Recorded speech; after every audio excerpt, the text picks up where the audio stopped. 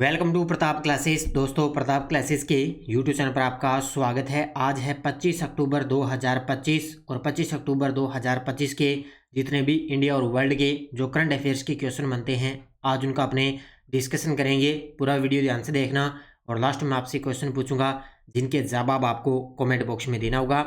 आज अपने पढ़ेंगे भारतीय नौसेना का INS सहाद्री ने जिम्बैक्स 2025 में भाग लिया।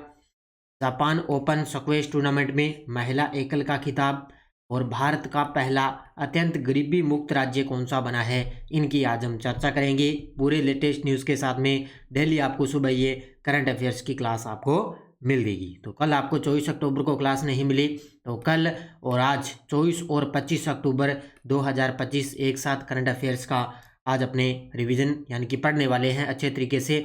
तो सभी साथी एक बार करेंगे सेशन को लाइक शेयर। सभी साथियों को प्यार भरा नमस्कार, गुड मॉर्निंग। सबसे पहले हम करते हैं जो हमने 23 अक्टूबर को जो क्लास हमने ली थी उन क्वेश्चनों को एक बार कर लेते हैं रिवीजन। देखिए, उड़ान योजना का शुभारंभ कब किया गया था? 21 अक्टूबर 2016 को। ग्लोबल फॉरेस्ट रिक्यूरेंस असेसमेंट 2025 रिपोर्ट के अनुसार भारत का कुल वन क्षेत्र के मामले में कौन से स्थान पर है? 9वें स्थान पे। केंद्रीय वित्त मंत्रालय ने पूर्वी अंटार्कटिका में भारत के नए अनुसंधान केंद्र की स्थापना को मंजूरी दी। इस नए केंद्र का नाम होगा मैत्री सेकंड। भारत के किस राज्य में सबसे अधिक जंगली हाथियों की संख्या पाई गई है? DNA आधारित गणना के अनुसार कर्नाटक के अंदर। अफगानिस्तान की राजधानी क्या है जहां भारत ने अपना पूर्ण दूतावास फिर से स्थापित किया? काबुल के अंदर। ओपन AI ने MAC उपयोगकर्ताओं के लिए किस नाम से नया AI संचालित वेब ब्राउजर लॉन्च किया? ChatGPT Atlas. तो ये थे जो हमने 23 अक्टूबर को क्लास ली थी, उन क्वेश्चनों का हमने रिवाइज कर लिया है। ये अपनी वार्षिक करंट अफेयर्स 2025 की टेस्ट सीरीज है। इसमें आपको सभी टेस्ट पीछे वाले मिल चुके हैं और PDF भी आपको मिल चुकी है। 23 अक्टूबर वाला भी टेस्ट मिल गया, वीकली भी टेस्ट मिल गया और मंथली टेस्ट और मंथली PDF भी आपको पहले से मिल चुकी है। यानी कि दीपावली की जो छुट्टियां चल रही थी उसमें आपको टेस्ट मिले नहीं और उसमें आपको टोटल टेस्ट भी मिल चुके हैं और PDF भी आपको मिल चुके हैं। तो ये ज़रूर आप ज्वाइन करें अच्छे तरीके से। मात्र 50 रुपये के अंदर आप ये टेस्ट सीरीज ले सकते हो। और कल दीपावली ऑफर भी समाप्त हो चुका है। इसमें फर्स्ट ग्रेड की टेस्ट सीरीज, राजस्थान SI की टेस्ट सीरीज, रीट मेंस की SST की टेस्ट सीरीज, ये सभी पर 50% ऑफ चल रहा था। जिन साथियों ने लिया उन्होंने बहुत ही इसका फ़ायदा उठा लिया है दीपावली ऑफर का। तो ये ऑफर आज के लिए आपके लिए समाप्त हो चुका है। ठीक है, तो करते हैं स्टार्ट आज की क्लास। 25 अक्टूबर 2025 सभी साथी एक बार करेंगे सेशन को लाइक शेयर। और आज की क्लास का पहला क्वेश्चन आपके सामने देखिए। भारतीय नौसेना का INS सहाद्री किस देश में आयोजित जिम्बैक्स 2025 में भाग लिया है? लगभग इस महीने में बहुत सारे क्वेश्चन है ना युद्धाभ्यास के बने हैं और आप अच्छे तरीके से इन क्वेश्चनों को पढ़ते जाना। अभी मैं बस जस्ट आपके लिए 2-3 दिन, 1-2 दिन हो रहा है, उसके बाद में छोटी छोटी क्लासें आपको मैं अलग से प्रोवाइड करवाने वाला हूँ। पुरस्कार है, कोई खेल है, कोई युद्धाभ्यास है, अलग से छोटी छोटी क्लासें आपको कंटिन्यू शाम को मिलेगी। तो भारतीय नौसेना का INS सहाद्री किस देश में आयोजित जिम्बैक्स 2025 में भाग लिया? तो इसका आयोजन हुआ था जापान के अंदर। इसके बीच में भारत और जापान के बीच में अभ्यास हुआ है जिम्बैक्स। और ये अभी इसके अंदर जो भारतीय नौसेना का INS सहाद्री है उसने इसके अंदर भाग लिया है। ये हुआ था 16 से 17 अक्टूबर 2025 के बीच। देखो, जहाज का नाम INS सहाद्री, देश का नाम भारत का। ये गंतव्य कहाँ पे? योकोसुका जापान के अंदर इस व्यास का आयोजन हुआ जहाँ पे इसने इसके अंदर भाग लिया है। जिम्बैक्स यानी कि जापान इंडिया मैरीटाइम एक्सरसाइज 2025 में भाग लेना। यह प्रकार उच्च स्तरीय द्विपक्षीय नौसैनिक अभ्यास और तारीख 16 से 17 अक्टूबर 2025 के बीच में आयोजित किया गया। अब ज़्यादातर लगभग अब एग्ज़ाम के अंदर अभ्यास का क्वेश्चन किस प्रकार आएगा? या तो अभ्यास का नाम पूछा जाएगा, या हो सकता है आपके लिए जगह पूछी जाएगी, या कौन से 2 देशों के बीच में हुआ। बस ये 3-4 चीज़ें हैं ना मुख्य रूप से, इनको अच्छे तरीके से पढ़ लेना। बाकी लगभग उद्देश्य वगैरह होता है ना, ये बहुत ही कम चांस से भी एग्जाम में प्रश्न आएगा। योकोहामा में आयोजित जापान ओपन स्क्वैश टूर्नामेंट में महिला एकल का खिताब किसने जीता है? ये गजब का प्रश्न है क्योंकि अपनी भारतीय खिलाड़ी है। ये देखो आपके सामने तस्वीर में, इन्होंने योकोहामा कहाँ पे है? जापान के अंदर है। तो ये जापान के अंदर है। जापान ओपन स्क्वैश टूर्नामेंट का खिताब इन्होंने जीता है महिला एकल के अंदर। तो इनका नाम है जोशना चिनप्पा। क्या नाम है इनका? जोशना चिनप्पा इनका नाम है। और इन्होंने इस टूर्नामेंट के अंदर महिला एकल का खिताब इन्होंने जीत लिया है। जापान के अंदर ही इसका आयोजन हुआ, जहां पर ये अपनी भारतीय खिलाड़ी है जोशना चिनप्पा, इन्होंने ये खिताब जीता है। देखो डिटेल। जोशना चिनप्पा ने 2 बार की एशियाई चैंपियन है। सबसे पहला पॉइंट, 2 बार की ये एशियाई चैंपियन है। उन्होंने योकोहामा जापान में आयोजित जापान ओपन स्क्वैश टूर्नामेंट में महिला एकल का खिताब इन्होंने जीत लिया है।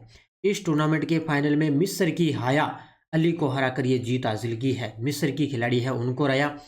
यह जोशना का 11वां पीएससी टूर खिताब है। और जोशना ने 2018 राष्ट्रमंडल खेलों में महिला युगल स्पर्धा में रजत पदक भी जीता था। 2018 के अंदर राष्ट्रमंडल खेलों में महिला युगल स्पर्धा में इन्होंने रजत पदक जीता।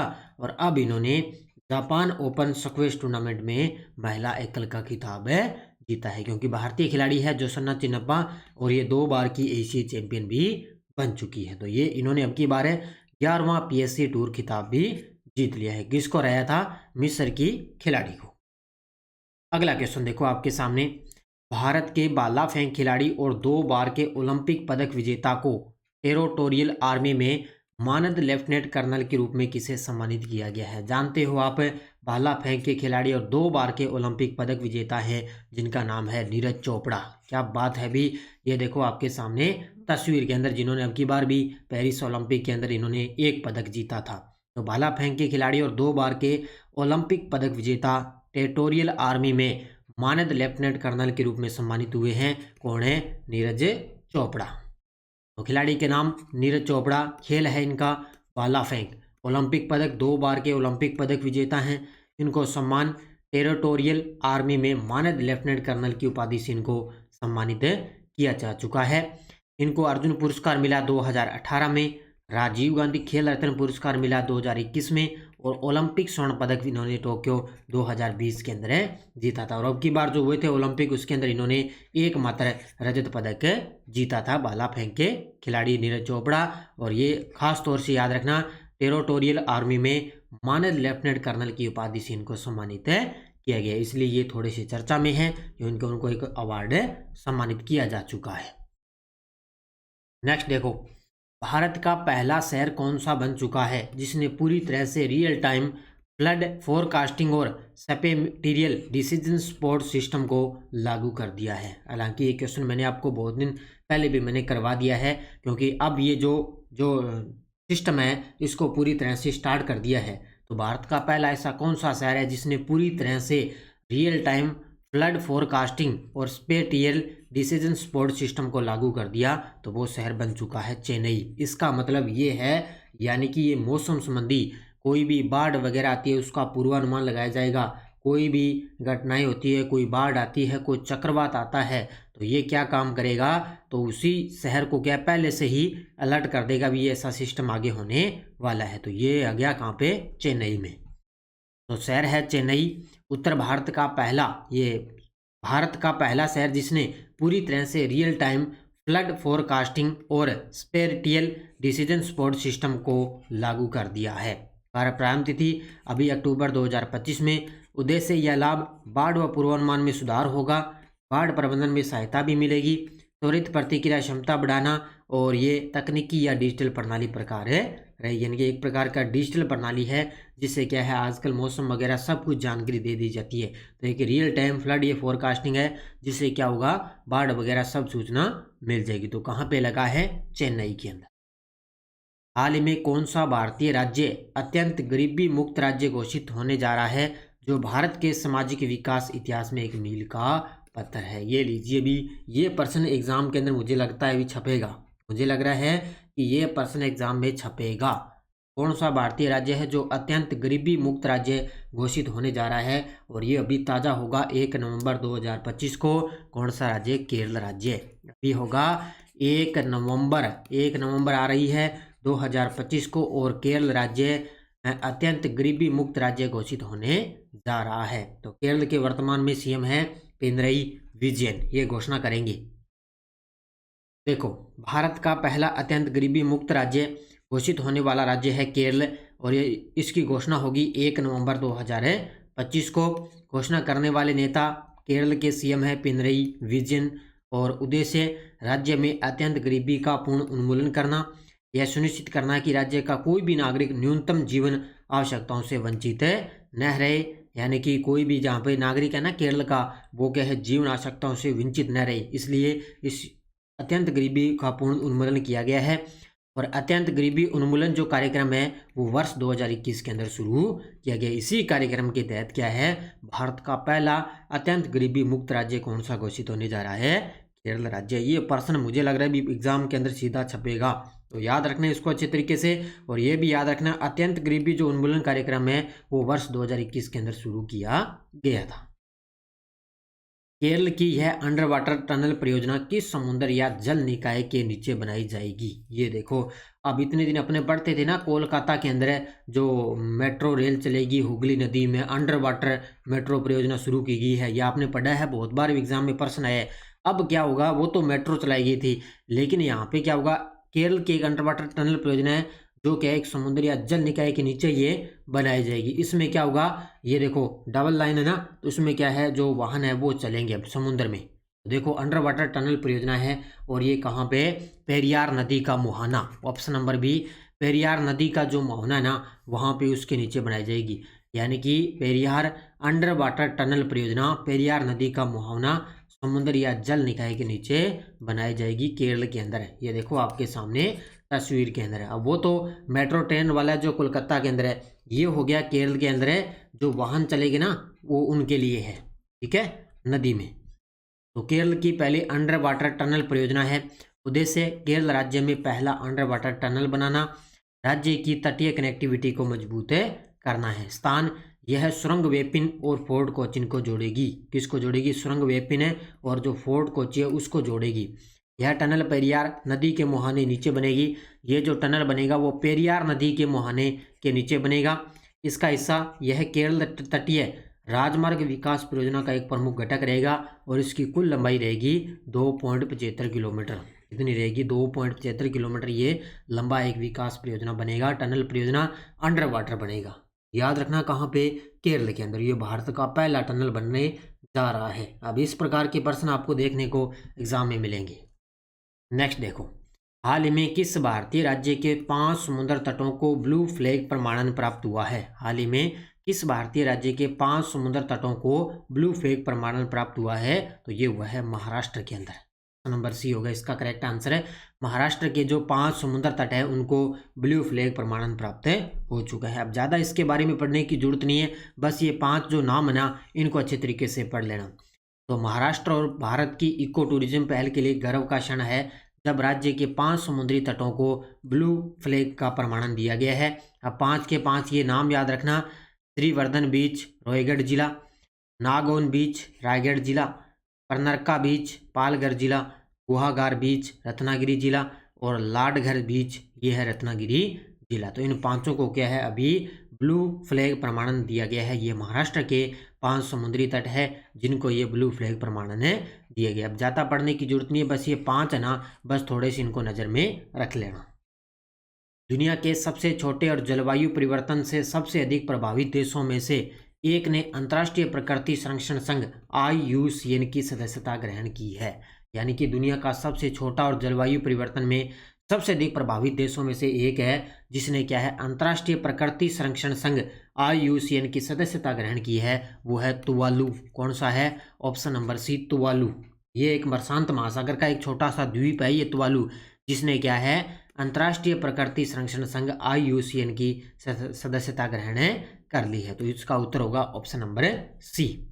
तो देश का नाम है तुवालू। ये प्रशांत महासागर में स्थित एक छोटा द्वीप राष्ट्र है, छोटा द्वीप राष्ट्र है। ये क्षेत्रफल और जनसंख्या दोनों के आधार पर दुनिया के सबसे छोटे देशों में से एक है।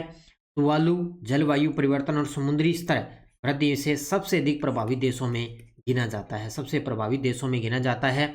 भविष्य में इसके डूब जाने का खतरा भी जताया गया है और तुवालू अब IUCN का 90वां सदस्य राष्ट्र बन चुका है। ये पॉइंट नोट कर लेना भी, तुवालू अब IUCN का 90वां सदस्य राष्ट्र बन गया है।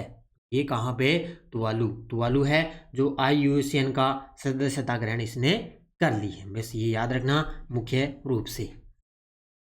रामानुजन जूनियर रिसर्च प्रोग्राम किस महान भारतीय गणितज्ञ के नाम पर रखा गया है? ये देखो आपके सामने तस्वीर के अंदर अभी हाल ही में भारत और यूनाइटेड किंगडम, नाम सुना होगा आपने, भारत और यूनाइटेड किंगडम ने एक प्रोग्राम शुरू किया है, रामानुजन जूनियर रिसर्च प्रोग्राम। ये शुरू किया है भारत और यूनाइटेड किंगडम ने, और ये जो किस महान भारतीय गणितज्ञ के नाम पर इसका नाम है, इस प्रोग्राम का नाम रखा गया। तो नाम से पता चल रहा है श्रीनिवास रामानुजन के नाम पर इसका नाम है रखा गया है। यानी कि भारत और यूनाइटेड किंगडम ने Ramanujan junior research program start किया है, और इस प्रोग्राम को किस नाम पर रखा गया? श्रीनिवास रामानुजन के नाम पर रखा गया है। तो कार्यक्रम का नाम Ramanujan junior research program Bharat और यूनाइटेड किंगडम के बीच प्रारंभ करने का उद्देश्य युवा भारतीय प्रतिभाओं को सैद्धांतिक विज्ञान में विकसित करना। सैद्धांतिक विज्ञान में विकसित करना। सहयोग London institute for mathematical sciences के अग्रणी ब्रिटिश शोधकर्ताओं के साथ सहयोग रहा, और किसके नाम पे? महान भारतीय गणितज्ञ श्रीनिवास रामानुजन के नाम पर इस प्रोग्राम का नाम है रखा गया। तो इसको भी आप अच्छे तरीके से पढ़ सकते हो। अब देखो आपके सामने वन लाइनर करंट, क्योंकि कल आपको क्लास नहीं मिली थी तो इसलिए कल और आज वाले क्वेश्चन आपको मैंने लगभग एक क्लास के अंदर अपने कवर कर लिए।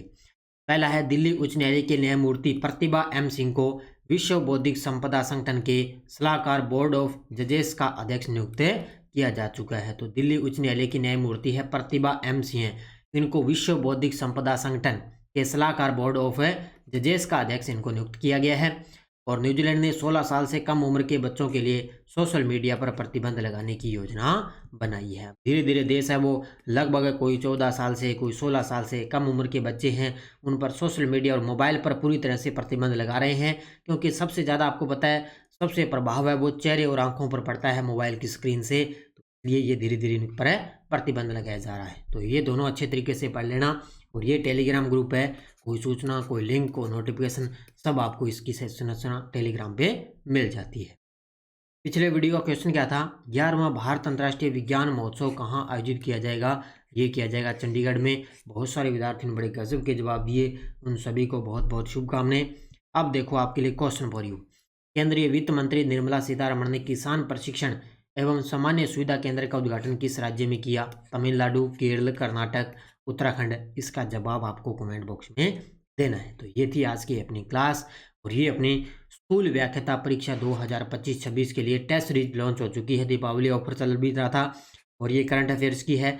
राष्ट्रीय, अंतर्राष्ट्रीय, राजस्थान तीनों का करंट आपको एक साथ उपलब्ध होगा। टॉपिक वाइज भी मिलेगा, वीकली मिलेगा, मंथली मिलेगा, पीडीएफ भी मिलेगी, और अभी जो क्लासेस स्टार्ट होगी उसका टेस्ट भी आपको टॉपिक वाइज भी इसके अंदर मिलेगा। बहुत कुछ मिलेगा आपको इसके अंदर, चिंता मत करो। एग्जाम तक इसकी वैलिडिटी रहेगी, और यहाँ से करंट अफेयर्स का आपका क्वेश्चन गलत नहीं होगा।